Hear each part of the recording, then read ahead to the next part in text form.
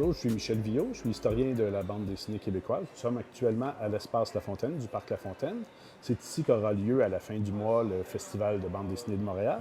Et c'est ici également qu'est présentée l'exposition Montréal en bulle, que vous voyez en partie derrière moi, exposition dont j'ai été le commissaire. Au fil de mes recherches dans l'histoire de la bande dessinée québécoise, j'ai vu à plusieurs reprises des représentations de la ville de Montréal, de différents lieux à différentes époques. Alors j'ai eu l'idée de faire une exposition qui présenterait tous ces extraits-là. Je trouvais que ce serait intéressant de rassembler à un seul endroit toutes les représentations de Montréal à travers l'histoire de la bande dessinée, donc à partir de 1904 jusqu'à aujourd'hui.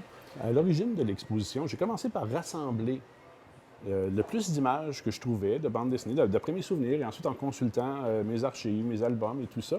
Et je me suis aperçu qu'il y avait certains quartiers qui étaient plus représentés que d'autres.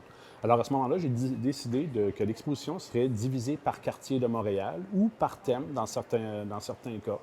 Donc on a le plateau Mont-Royal, on a le centre-sud, on a la Chine, on a le centre-ville, évidemment, on a les îles, et puis il y a aussi des thèmes comme le Mont-Royal, la Maine, qui traverse plusieurs quartiers, mais qui est représenté régulièrement, là, souvent dans les bandes dessinées. Donc, l'exposition est divisée par quartier. Et il y a aussi une section qui présente Montréal dans le passé, des auteurs qui ont représenté Ville-Marie, et aussi le futur, donc les visions apocalyptiques ou dystopiques de Montréal, du Montréal de demain. J'ai sélectionné pour avoir le plus de lieux différents, d'auteurs différents. Il y a environ 120 auteurs, scénaristes, dessinateurs, dessinatrices qui sont présentés dans cette exposition-là. Les œuvres sont tirées d'environ 175 albums ou journaux ou magazines. Donc, j'ai essayé d'avoir une vision variée. Il y a tous les styles, il y a toutes les époques, et ça représente vraiment la diversité de Montréal.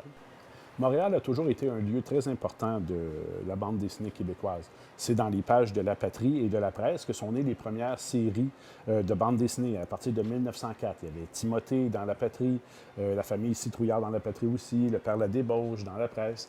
Donc, la bande dessinée québécoise est née à Montréal à partir de 1904.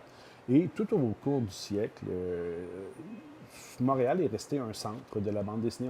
Si on pense au mouvement underground des années fin 80-90, c'est à Montréal que c'est apparu. La plupart des éditeurs importants sont basés à Montréal.